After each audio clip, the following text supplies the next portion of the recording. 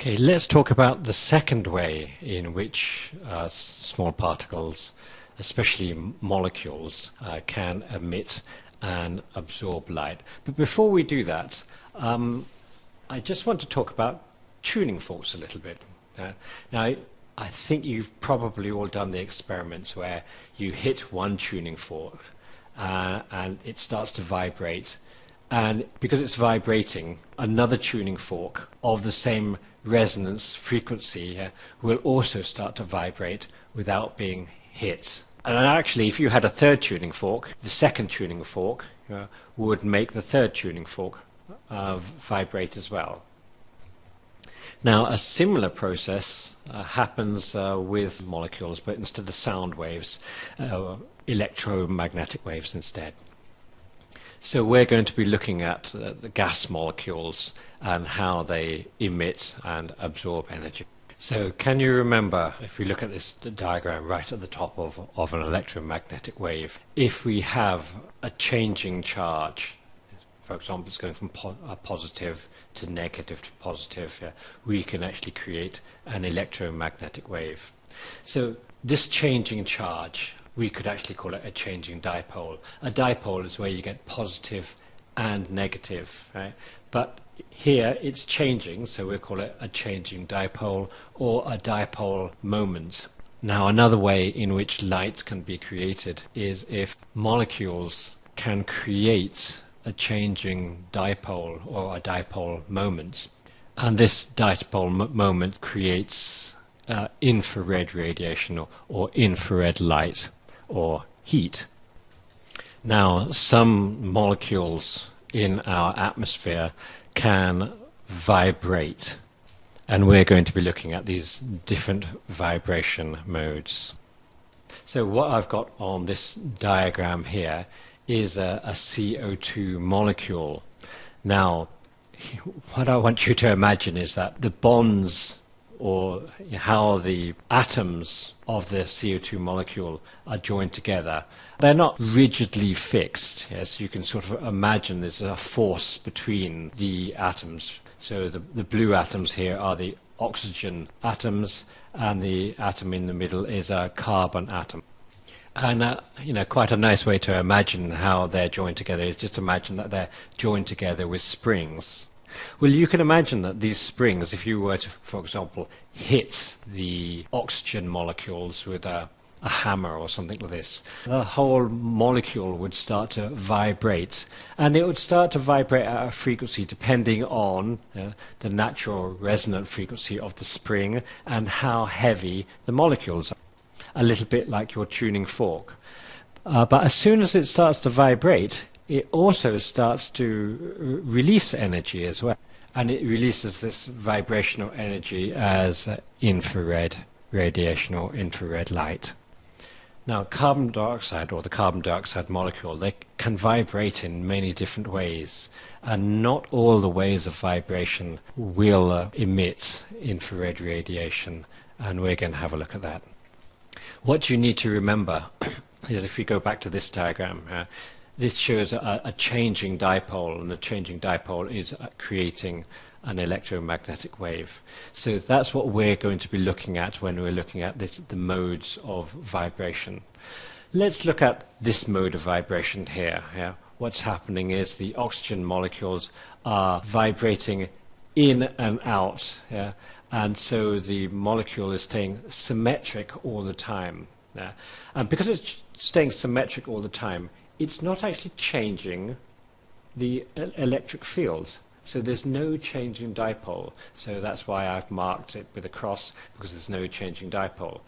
But if we look at this diagram here, the carbon is shaking from side to side like this. And when it's at one side, it changes the electromagnetic field, and when it moves to the other side, it changes the electric field. And the electric field around the whole molecule changes, and because of that, it actually does release infrared radiation. Let's now have a look at this vibrational mode. So here, the carbon molecule is going up and down and up and down. So here I've shown the carbon molecule as down, and you can see at the top of the molecule it's going to be more negative, and at the bottom of the molecule it's going to be more positive. So here also carbon dioxide can both receive and emit infrared radiation because of the changing dipole. So just to summarize, with carbon dioxide gas, in this first diagram here, in this form of a vibration, it cannot emit or absorb infrared radiation.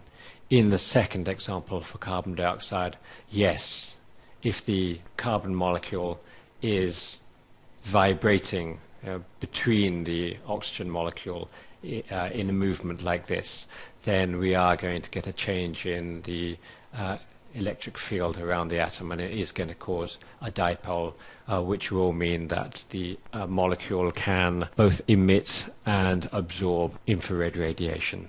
And in the final example, yes, there's also a change in the electric field, and this will cause a changing dipole as well, which will allow infrared radiation to be absorbed and emitted from this molecule. When a molecule can absorb or emit infrared radiation, the term we use is it's infrared radiation active. So yes, CO2 is definitely infrared radiation active. Let's have a look at some other molecules in the atmosphere.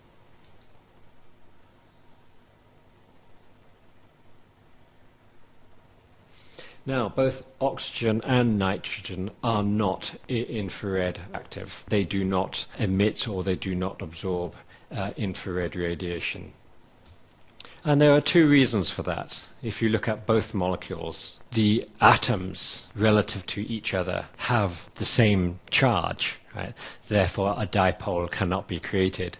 Secondly, they're always symmetrical. No matter how they vibrate, they will always be symmetrical. So it's impossible for oxygen and nitrogen, the oxygen and nitrogen in the atmosphere, to be infrared active. So oxygen and nitrogen do not emit and absorb electromagnetic radiation at the infrared frequencies. Okay, let's now have a look at water. If you look at water, the molecules are sort of in this shape, and so it's already got a dipole movement. At the bottom of the molecule it's negative, and the top of the molecule it's positive.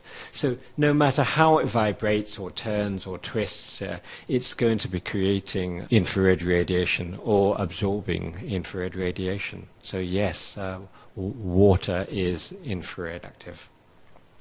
So just to conclude, carbon dioxide is infrared active and can both emit and absorb infrared radiation.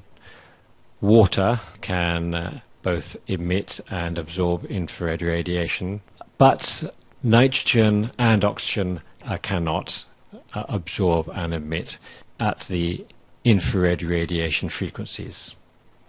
Finally, I didn't mention it here, but CH4, methane. CH4, because of its molecular structure, is very good at absorbing and emitting infrared radiation. Okay, that's the end of the lesson. See you next lesson. Bye.